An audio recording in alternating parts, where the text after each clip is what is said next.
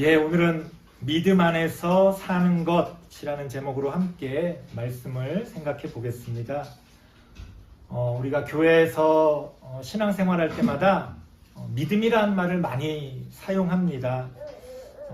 믿음에 대해서 또 해야 될 여러 가지 말들이 있겠지만 오늘은 믿음 안에서 산다는 게 뭘까에 대해서 함께 이야기를 좀 나눠보려고 합니다.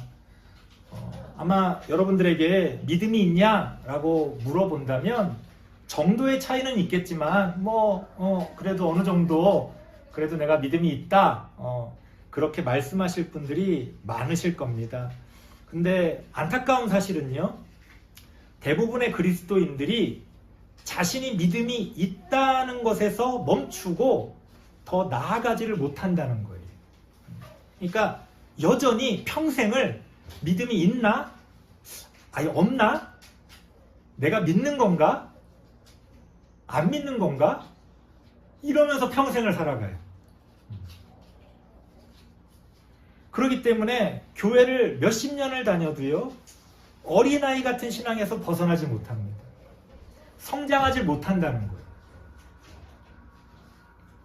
우리가 흔히 성령 충만하다는 얘기를 하잖아요. 성령 충만은요, 신앙의 성장이 아닙니다. 성령 충만은요, 각 단계마다 있어요. 예를 들어서 어린아이에게는요, 어린아이의 성령 충만이 있어요. 어른에게는 어른의 성령 충만이 있습니다. 성령 충만하다고 해서 내가 신앙이 좋아지는 것도 아니고요, 신앙이 성장하는 것도 아니에요. 전혀 다른 개념입니다. 물론 믿음이 있다는 것은 중요합니다. 하지만 믿음이 있다는 것은 내가 믿음의 길을 걸어가는 데 있어서 이제 출발선에 섰다는 사실을 말해줄 뿐이에요. 그 이상도 그 이하도 아니에요. 근데 우리는 마치 믿음이 있으면 다 되는 것처럼 이야기를 해요. 그러다 보니까 끊임없이 고민하고 의심합니다. 내가 믿음이 있나? 없나? 더 중요한 거는 뭐냐면요, 우리가 그 믿음 안에서 살아가는 거예요. 출발선에서 계속 고민하니까 여기가 출발선이 맞나? 남들은 저기 서 있는데 저쪽인가? 이쪽에 줄을 서야 되나? 그것만 고민하다가 한 걸음도 나아가지를 못해요. 근데요, 한 걸음씩 나아가면요, 믿음이 있는지 없는지 고민하지 않게 됩니다. 그건 자연스럽게 알게 돼요. 왜? 내가 지금 걸어가고 있으니까. 만약 잘못 걸어가고 있다면 또 바꾸면 되는 거죠. 내가 걸어가고 있는 중에는요, 출발선을 생각할 필요가 없어요. 걸어가질 않고 가만히 있으니까 계속 믿음이 있나? 믿음이 없나? 그럼 고민하는 거예요. 걸어가질 않으니까. 믿음의 길을 걸어가는 사람은요, 믿음이 있는지 없는지 고민하지 않습니다. 왜? 알기 때문이죠. 단지 내가 부족할 뿐이지 내가 지금 믿음의 길을 걸어가고 있는데 그걸 어떻게 의심할 수 있겠어? 그래서 더 중요한 거는요, 믿음 안에서 살아가는 거예요. 그럼 도대체 믿음 안에서 살아간다는 것은 뭘까? 오늘 본문 말씀을 통해서 두 가지 정도를 함께 말씀을 드려보려고 합니다. 특별히 오늘 본문에서 가장 핵심적인 성경 구절이 20절 말씀인데요. 그 20절 말씀 가운데서도 앞부분, 아마 여러분들 교회 다니면서 많이 들어보셨을 거예요. 내가 그리스도와 함께 십자가에 못 박혔나니 그런즉 이제는 내가 사는 것이 아니요 오직 내 안에 그리스도께서 사는 것이라. 우리의 신앙이 어떠한 건지, 믿음 안에서 살아간다는 게 뭔지를 이 성경 구절이 너무나 분명하게 보여줍니다. 그런데 우리가 이것을 깊이 생각하지 않고 여전히 믿음이라는 껍데기를 붙들고 살아가니까 믿음이 있나? 없나? 심지어 목사들조차도 끊임없이 믿으시기 바랍니다. 믿습니까? 믿어야 됩니다. 그거를 교회를 평생 다니고 있는 사람들한테 아직도 출발선 얘기를 하고 있으면 어떻게 하겠다는 거예요. 그래서 좀 어려운 얘기입니다만 그 교회들이 왜 요새 보면 선교적인 교회다 그러면서 이렇게 전도나 선교를 중요하게 생각하는 교회들이 요새 많잖아요. 여기에 대해서는 할 말이 많습니다만 그냥 결론적으로 한 가지만 말씀드리면 그런 교회는요 여전히 출발선 얘기만 하고 있는 거예요. 그래서 그런 교회는요 새신자만을 중요하게 생각합니다. 이상한 일이 벌어져요. 교회에서 처음 나오면 막 환영해. 처음 교회를 나오면. 근데 몇 년 다니다 보면은 관심이 없어. 알아서 하는 거야. 알아서. 왜 그런 생각을 합니까? 믿음이 중요하니까 처음 믿는 걸 중요하게 생각하는 거예요. 근데 성경은요, 예수님은요, 교회 역사 가운데 하나님이 우리에게 가르쳐 주시는 거는요, 우리가 그 믿음 안에서 살아가고 성장하고 열매 맺어가는 거예요.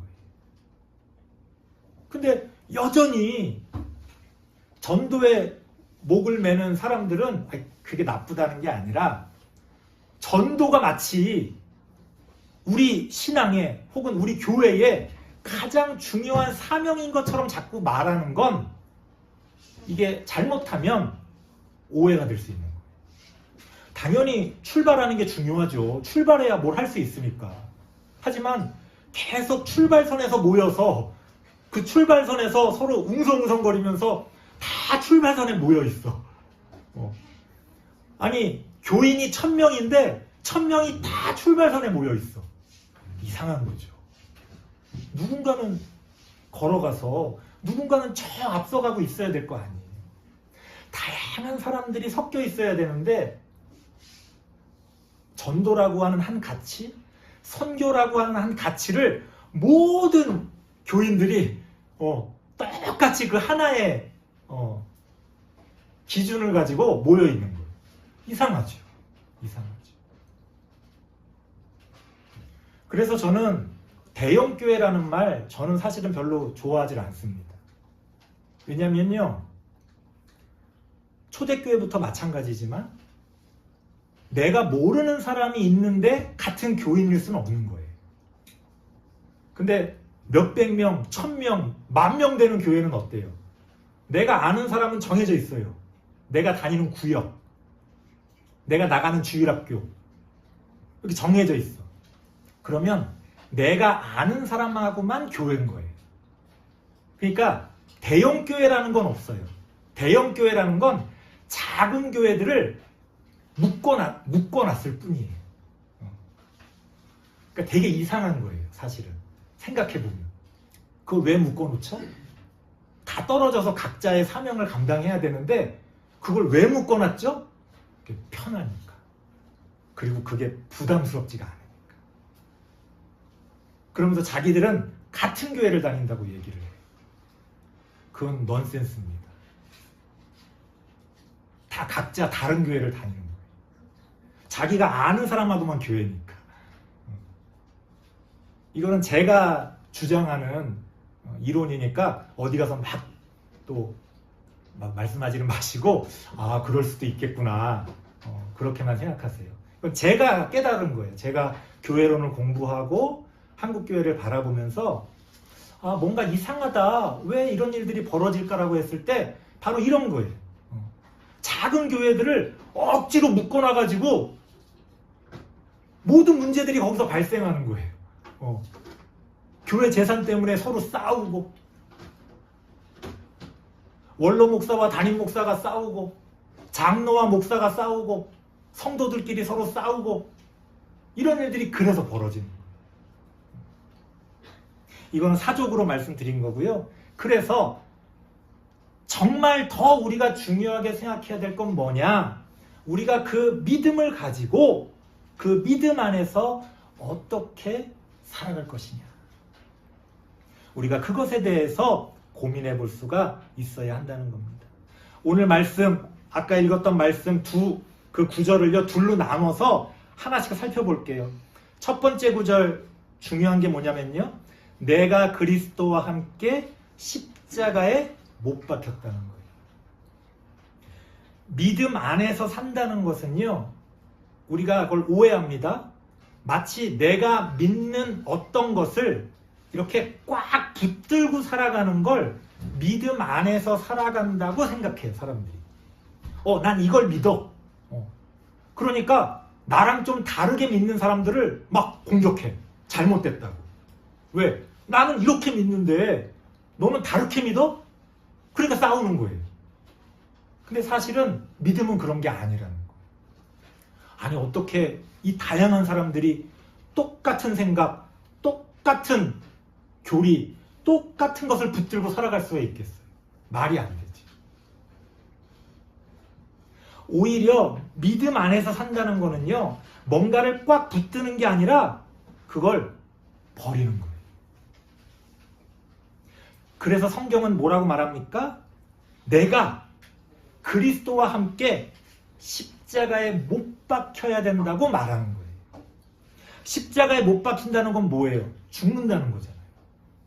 내가 나를 십자가에 못 박는다는 건 나를 죽인다는 거예요. 나의 욕심을 죽이는 거예요. 나의 생각을 죽이는 거예요. 내 자아를 죽이는 겁니다. 내가 옳다고 생각하는 걸 죽일 수 있어요. 심지어, 이건 이해하기 힘든 얘기입니다만, 심지어 내가 확실하다며 붙들고 있는 그 믿음, 여러분들 다 있죠? 여러분들 나름 이게 믿음이지. 그 믿음도 버릴 수가 있어요. 오해하지 마세요. 무조건 막 버리라는 게 아니라 버릴 수 있어야 된다는 거예요. 우리는요, 하나님을 믿는다고 이렇게 뭔가를 꽉 붙들어요. 근데 하나님이 아무개야, 너 그것만 꽉 붙들고 있으면 안 돼. 그거 버려. 그럼 우리는 어떻게 할 것 같아요? 하나님이 버리라고 그러시네? 버릴까? 아무도 못 버려요. 무슨 소리야? 이건 하나님의 음성일 리가 없어. 내가 이걸 어떻게 믿었는데? 아무도 못 버려요. 그러면서 하나님을 믿는데. 하나님 버리라는데. 예수님이 이 땅에 오셔서 하나님의 아들로서 놀라운 기적을 행하고 수많은 사람들이 따랐어요. 예수님도 그런 생각하지 않으셨을까요? 내가 이대로 이렇게 이 하나님 나라의 왕이 되는 거 아닐까? 근데 하나님이 뭐라고 그러세요? 가장 잘 나갈 때 너는 십자가에 못 박혀야 된다, 이렇게 말씀하십니다. 그걸 받아들일 수 있어요? 내가 여기까지 어떻게 왔는데 이제 와서 이걸 다 버리라고? 받아들일 수가 없는 거죠. 그래서 겟세마네 동산에서 예수님이 어떻게 기도하신 거예요? 하나님, 장난하시는 거죠? 농담하시는 거죠? 아니죠? 아니, 이제 와서 제가 십자가에 못 박히면 어떡합니까? 이 잔을 내게서 지나가게 하옵소서. 싫다는 거예요. 내가 붙들고 있는 거 못 놓겠다는 거예요. 근데 예수님의 위대함은 어디서 나오는 거예요? 하지만 내 뜻대로 마옵시고 하나님 뜻대로 하옵소서. 무슨 얘기예요? 십자가에 못 박히는 게 예수님의 뜻은 아니었다는 거예요. 예수님도 한 명의 인간으로서 그걸 원하진 않았다는 거예요. 하지만 하나님을 믿는다는 건 뭐예요? 때로는 내가 가지고 있는 걸 다 버릴 수가 있어야 된다는 거예요. 그게 믿음 안에서 산다는 거예요. 근데 우리는 다 뭔가를 붙들고 그걸 믿음이라고 그러고 남들하고 그게 다르다고 서로 싸워요. 아니, 생각해 보세요. 교단이 얼마나 많고 교회가 얼마나 많고, 근데 얘기하는 게 다 달라. 어떻게 이럴 수가 있어요?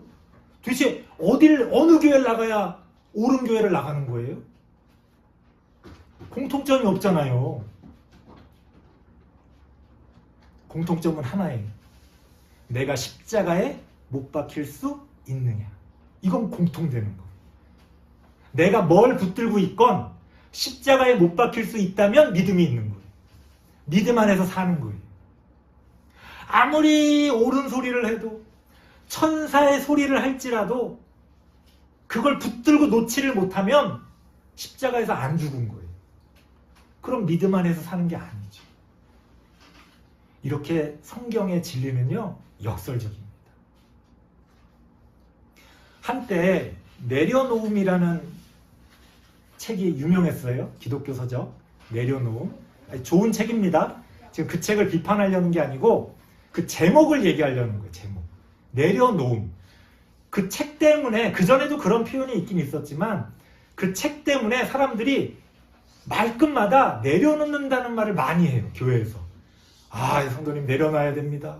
목사들도 설교하면서 우리가 다 내려놔야 된다고 그래요. 그렇죠? 그런 얘기 많이 해요.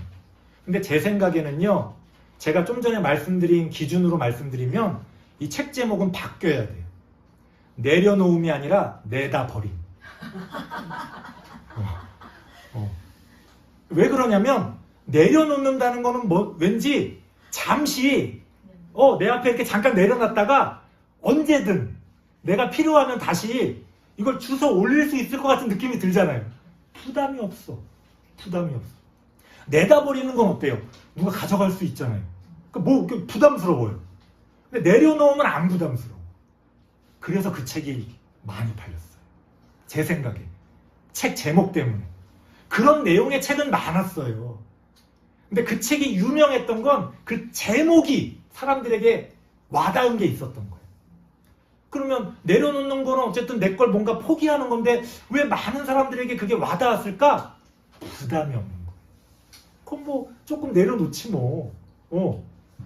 사실은 그 책 읽은 사람 별로 없어요. 제목만 알아.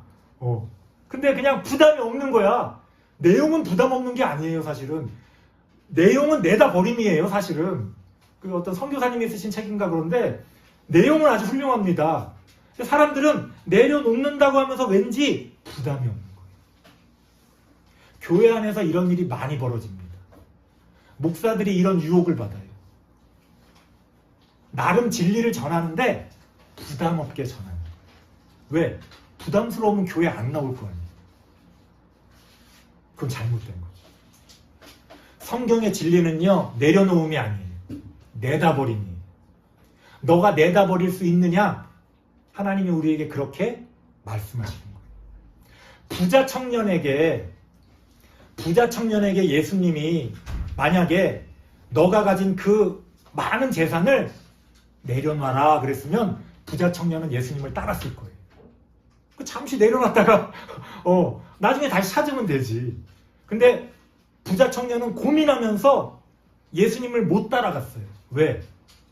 예수님은 그걸 다른 사람에게 다 나눠주라고 그랬거든요. 내다 버리는 거죠. 다시 찾을 수가 없잖아요. 그러니까 예수님을 못 쫓아간 거예요. 하나님의 것을 내 그릇에 담으려면 내가 가지고 있는 것들을 버려서 비워야 됩니다. 그렇죠. 이런 얘기 많이 하잖아요. 근데 우리는 비우려고 하질 않아요. 끊임없이 뭔가를 그 안에다 담으려고 그래요. 뭘 담아요? 다 자기가 좋아하는 걸 담아요. 자기가 부담 없게 생각하는 걸 담아요. 정말 진리가 뭔지는 관심 없어요. 내가 좀 편하고 부담 없고. 우리는 그럴 때 은혜 받았다고 얘기해요.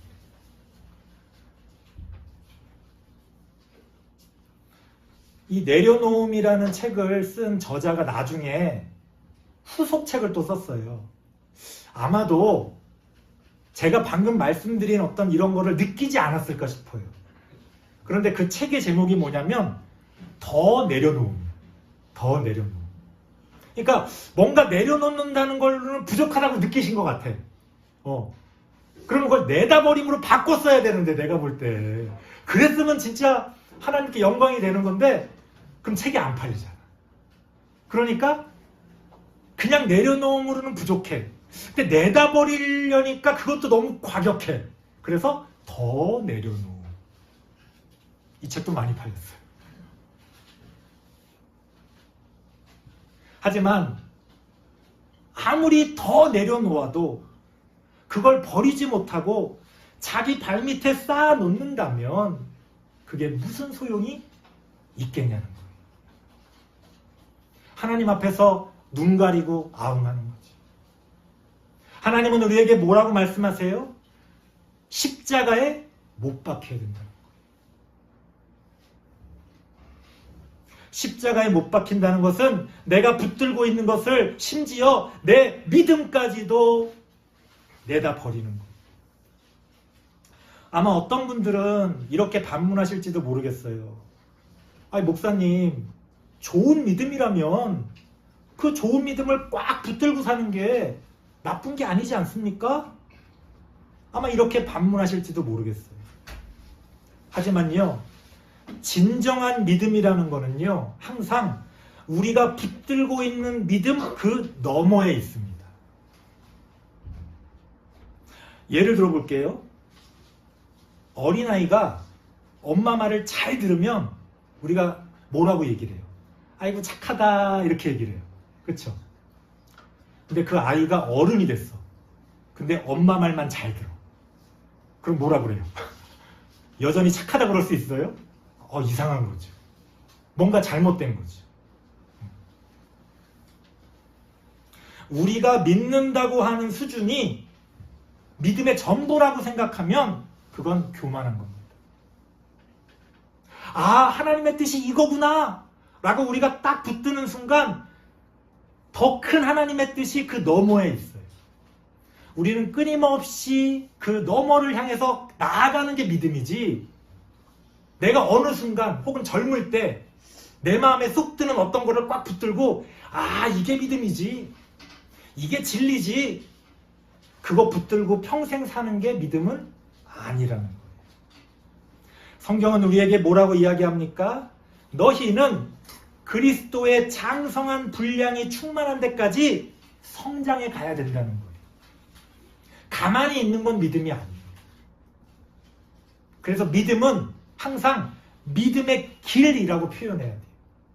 우리가 그 믿음의 길을 걸어가는 게 믿음이지, 어디 멈춰서서 여기가 좋사오니 여기다가 아주 벽돌로 아름다운 성전을 짓고 여기서 내가 하나님께 영광 돌리겠습니다. 그건 이미 퇴보하고 있는 거고 이미 하나님의 믿음과는 멀어져 있는 거예요. 한 번 믿었다고 그 믿음만 꽉 붙들고 평생 살아간다면은 그것은 어리석은 겁니다. 믿음 안에서 산다는 거는요, 매일 매 순간 자신을 십자가에 못 박고 항상 새로운 믿음 안에서 예수님을 쫓아가는 거예요. 내가 그리스도와 함께 십자가에 못 박혔다는 게 그런 뜻이라는 겁니다. 두 번째 구절을 보겠습니다. 그런즉 이제는 내가 사는 것이 아니요 오직 내 안에 그리스도께서 사시는 것이라. 이게 무슨 뜻일까요? 옛날 어떤 드라마의 명대사가 생각납니다. 내 안에 너 있다. 너무 옛날 거네요. 그렇죠? 파리의 연인인가요? 정말 옛날 드라마인데 이게 너무 유명해가지고 검색해보면 나무 위키 이런 데 또 나와 있어요. 내 안에 너 있다. 어떤 남자가 여자에게 사랑을 고백하면서 했던 말이에요. 내 안에 너가 있다는 거예요.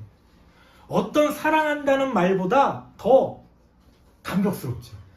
내 안에 너 있다. 이제는 내가 사는 것이 아니라 오직 내 안에 그리스도께서 산다는 게 뭐예요? 바로 그런 거예요. 예수 그리스도를 믿는 믿음 안에서 산다는 건 쉽게 말하면 예수 그리스도를 사랑한다는 거예요. 여기서 사랑한다는 게 뭘까요? 우린 사랑한다 그러면 남녀 사이의 사랑이나 가족 사이의 사랑, 친구 사이의 사랑 이런 걸 자꾸 상상하는데, 예수 그리스도를 우리가 사랑한다는 거는요, 예수 그리스도의 삶에 우리가 감동되어서 예수 그리스도를 깊이 존경하면서 그분을 닮아가기 위해 애쓰는 거예요. 감정이 아니에요.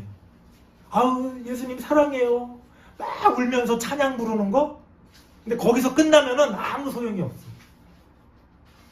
그래서 그 다음에 너는 어떻게 살 거냐? 믿음 안에서 살아간다는 건 그런 예수님을 사랑하며 살아간다는 거예요. 그래서 그분을 닮기 위해 애쓰고 그분의 삶 가운데서 하나님이 가르쳐 주시는 진리를 따라 우리의 삶에서도 예수 그리스도와 같은 삶을 우리가 살아가는 거예요. 믿음 안에서 살아간다는 것은 그렇게 예수 그리스도를 사랑하며 살아가는 것이다. 여러분들이 그렇게 생각해 주시면 좋을 것 같습니다. 설교를 마치겠습니다. 여러분은 지금 믿음 안에서 살아가고 계십니까? 믿음 안에서 자기를 십자가에 못 박고 예수 그리스도를 사랑하며 그렇게 살아가고 계십니까? 이 시간 우리의 믿음을 돌아보면서 온전한 믿음 안에서 살아가는 우리 모든 성도님들 되시기를 바랍니다. 기도하겠습니다. 하나님 감사합니다. 우리는 믿음이 있다고 하면서도 어리석게도 그 믿음의 출발선에만 모여서 살아가고 있지는 않습니까? 이제 그 믿음의 길을 걸어갈 때에 우리가 믿음 안에서 올바르게 살아갈 수 있기를 원합니다.